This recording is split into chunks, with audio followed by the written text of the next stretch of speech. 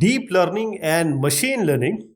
So we are taking the intermediate level of question and answer, useful for quiz, examination, etc. What is the meaning of drop out in deep learning? So whenever we talk about deep learning, we know that we are talking about the neural network, artificial neural network. So this is a technique that is used to avoid overfitting a model in deep learning. This is to avoid overfitting. If the dropout value is too low, then this will have the minimal effect on learning. But if it becomes too high, then the model can underlearn. That will cause lower efficiency. So this is the standard neural net. But if you see, these are the cross. That is, we have dropped some neurons. So this is after applying the dropout. Okay, that is called the dropout. What are tensors? You might have heard about the tensile strength and tensor flow, etc. This tensor actually has come from the physics. Tensor, this means multi-dimensional arrays in deep learning that are used to represent the data. For example, I am making an array. The programming people might be knowing what I am doing this. So this can be 1 dimension, 2 dimension, 3 dimension, multi-dimension. So they represent the data with higher dimension. So this is 1 dimension, 2 dimension, 3 dimension. And due to the high level nature of the programming languages, the syntax of tensors are easily understood and broadly used because this is actually the input to our deep learning programs, right? So the APIs, the different deep learning algorithms, they take this as input. So just see here, this is a 1D tensor, one dimensional tensor. This is the 2D tensor or matrix. This is 3D. You have 2D along with the third dimension. Just assume x, y, z axis like this. Then we have the 4D tensor, vector of cubes, and then the 5D tensor, that is the matrix of cubes. So vector, matrix, cube, vector of cubes, and matrix of cubes, these are tensors. What is the meaning of model capacity in deep learning? So there are two terms actually, model capacity and model complexity, generally asked. So in deep learning, the model capacity is referring to the capacity of the model to take in a variety of mapping functions. How many functions, different kind of functions it can take. So higher model capacity means a large amount of information can be stored and dealt by the network, right? So this is the model capacity. And if you see this graph of model complexity versus the prediction error, so this is showing the test data also and training data also. And with test data, by this we may know that how much underfit, overfit, what is the optimality, whether we have achieved it or not. What is Boltzmann machine? So Boltzmann machine, the picture says it all. The blue are the visible nodes. The red ones are the hidden nodes, hidden layer nodes. But there is no output layer. So this Boltzmann machine is a RNN type of machine, recurrent neural network, that uses the binary decisions alongside, of course, the biases to function. So this binary decisions, so these are RNNs that uses binary decisions. So these neural networks can be hooked up together to create deep belief networks, quite sophisticated and able to solve the complex problems. So how does this happen? Normally what we do, in a simple feed forward or back propagation, we have an input layer, then we send the input to the hidden layers.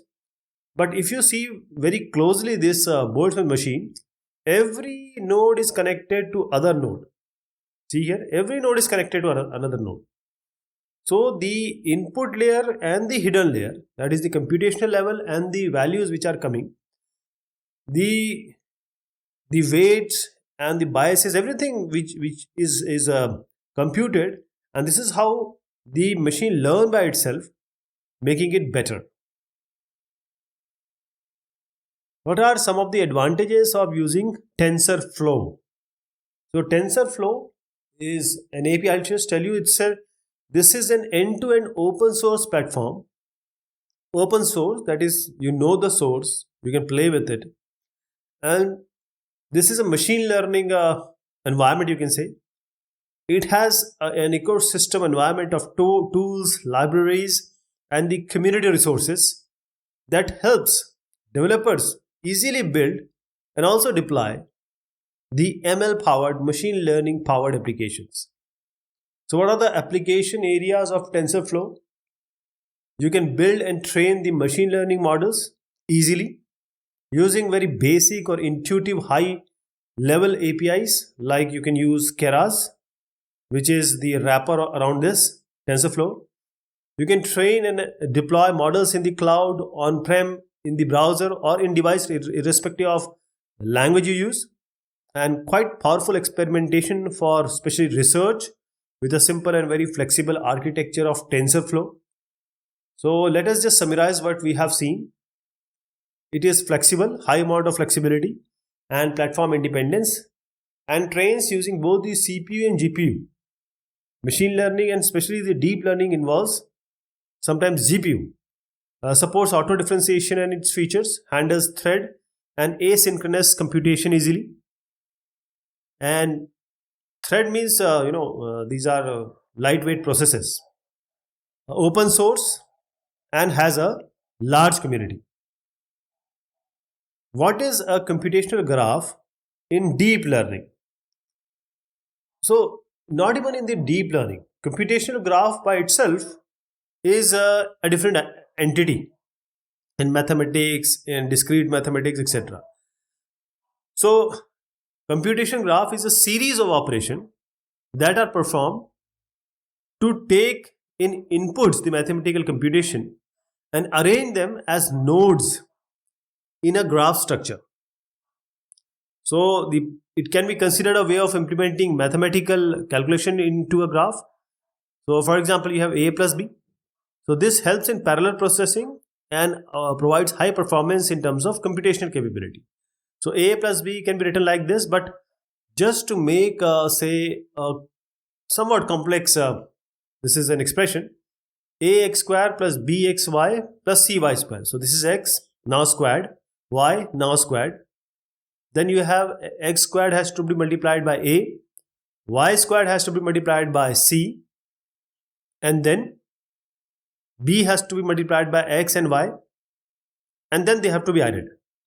So this is the whole computational graph that is employed in deep learning.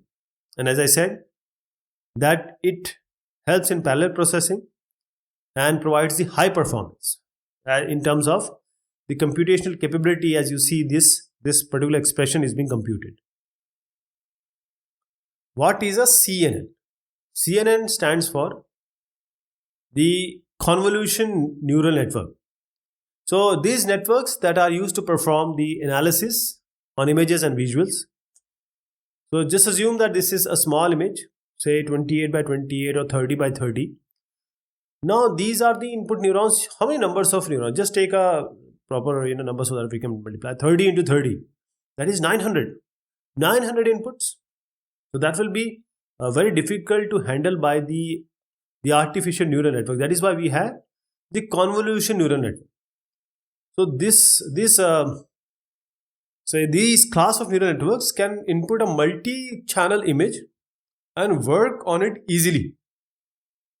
So this is how there is a shift, or you can say, from this RNN and CNN, just because CNN cannot handle certain things, especially the images can be handled by CNN. Convolution is that you have a kernel or a filter, and that is applied on the whole image, convol one by one.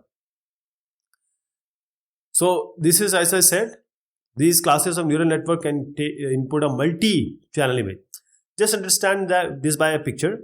This is input. Say take any feature. Then the convolution is done. Convolution is like this. If you have image and there is a kernel, say 3 by 3 or 5 by 5 kernel. For example, it is a Schar filter or say Sobel filter. And this is applied and is shifted. And that shifting to each and every pixel is called the convolution. And then this convolution along with the function, say ReLU function, this is applied. And then the pooling is done. See, pooling, max pooling, etc. is done because that much of data has to be contracted. Then again it can be done. For example, convolution, ReLU, then pooling. So multiple times it can be done. This is the part where feature learning is there because image has different features. Then what happens? Then you have to flatten it. Flatten and then apply the function, say softmax. So this is flattening. So convolution, pooling and flattening. This flattening is a part of classification. So these three are, we will talk about this, a question is coming. So these are different parts of a CNN. So what are the various layers present in a CNN? So we just talked about this right now. So we have convolution, then pooling, and finally you have flattening. So, and we have the function application also, convolution, the pooling and flattening. These are the major one. So convolution, these are layers consisting of entities called filters, edge detection filters, etc. that are used as parameters to train the network. This is convolution. Then we have the ReLU. So this is an activation function. You know how it performs. All on the left of the axis and the right you have a linear response, ReLU. Then the pooling is the concept of shrinking of complex data entities that form after convolution and is primarily used to maintain the size of an image after the shrinkage. This is pooling. This is the very important step in order to handle a huge amount of data. This pooling is done. Okay. So pooling is that step, and then we have the one more step is there, connectedness. So this is used to ensure that all the layers in the neural networks, they are fully connected and activation can be computed using the bias easily. These are the various layers present in a CNN. Convolution, pooling, flattening. You can also add the activation function ReLU and the connectedness. So one part is for feature extraction, one part is for actual classification. So this previous question and this question, they are almost related. What is an RNN in deep learning? So RNN, as I said, it is standing for recurrent neural network, which form to be a very popular type of ANN. And they are used to process sequence of data, text, genomes, handwriting, and more. Even if you want to, say some traffic is there, and you want to put some gadget here and try to find out what was the traffic previous. So this also recurrent is all about temporal data. It's time based, right? Because we need to keep the track of the time also and the previous one also, previous data also. For example, in Gmail, you write as soon, it will all by itself will give you the idea as soon as possible. So RNNs make use of back propagation for the training requirement. So this is very, this is basically back propagation through time. So what you have to keep in mind is RNN is all about temporal and time related neural network. What is a vanishing gradient when using RNNs? So there is one more question coming, which is the exploding gradient. So vanishing gradient and exploding gradient. So vanishing gradient is a scenario that occurs when we use RNNs. Since these RNNs make use of back propagation, That is, we need to change the weights. So gradients at every step of the way will tend to get smaller as the network traverses through the backward iteration, that is the epochs. So this equates to the model learning very slowly. Thereby, it is causing efficiency problem in the network. So vanishing is again when we are doing backpropagation, the gradient at every step tend to get smaller as the network is traversing through the backward iterations. One more related question is exploding gradient. Exploding gradient in deep learning. So this exploding gradient is an issue causing a scenario that clumps up the gradients, clumps up. So this creates a large number of updates of the weight in the model when training. So when the slope tends to grow exponentially instead of decaying, this problem is called exploding gradient. This is a loss of information through time. So these are the weights. So what does it do? As I am saying that this creates a large number of updates of this weight. Weight are updating and there is a large number of update while training. So the working of gradient descent is based on the condition that the updates should be small and it needs to be controlled. So controlling the updates will directly affect the efficiency of the model. If you remember, eta was there, the learning rate in the gradient descent algorithm, that is the optimization algorithm. So we don't want the vanishing as well and exploding as well. It has to be balanced. What is the use of LSTM? So LSTM stands for long short term memory. So it's a type of RNN that is used to sequence a string of data. String of data, RNN, of course, we're talking about the recurrent neural network.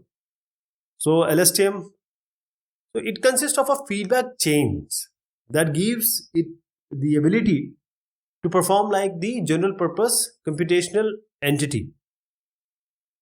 So here if you see, there are certain pictures which I showed and these say the sequence of string, because every LSTM part has a proper activation and there will be a gate also and there will be a memory also. Okay, so that all those things, that is having the previous knowledge, putting it forward. Where are autoencoders used? Autoencoders, it has a lot of variety of uses. So now this is the autoencoder picture. So you have the input, then it goes on decreasing till certain limit and then it goes again back increasing. Finally the initial data is retrieved back, whatever is given. So number of inputs is equal to number of output. This is how a normal autoencoder is seen, because the first part is called encoder, the second part is called decoder. So there are various use. For example, feature learning is there, dimensionality reduction, and you can also call it as it can decompress. So decompression is there. Information retrieval is one of the use, and there are other uses also. For example, adding color to the black and white images. This it can do. Removing the noises from the images, that can be done. Dimensionality reduction can be done, as I said. Feature removal and variation, this is also autoencoder can do. So what are the types of autoencoders? So there are 4 main types of autoencoders: deep autoencoders, convolutional, sparse, and contractive autoencoders. So if you see, there is a slight variation. We have autoencoder, variation autoencoder, denoising autoencoder, and sparse autoencoder. These are types of autoencoders. What is a restricted Boltzmann machine? Restricted. In Boltzmann machine, all the nodes are connected to all the other nodes. There will not be any output node, output layer actually. But the restricted Boltzmann machine is all about restricting certain connections. So the graph is self-sufficient. So here, say for example, V1 is not connected to V2. So restricted Boltzmann machine is an undirected graphical model that plays a major role in deep learning. It was initially introduced as Harmonium by Paul Smolensky in 1986, and it gained big popularity. So dimensional reduction, classification, regression, collaborative filtering, feature learning, and topic modeling, this is used. Okay, this restricted Boltzmann machine. So as I said again, Boltzmann machine, every node is connected to other node, and this is how the data from input is also coming back. That is the weights and other things, activation and all these, they are getting updated. So these are the intermediate level of questions we have seen. We'll be taking the advanced later. Thank you so much. Take care of yourself.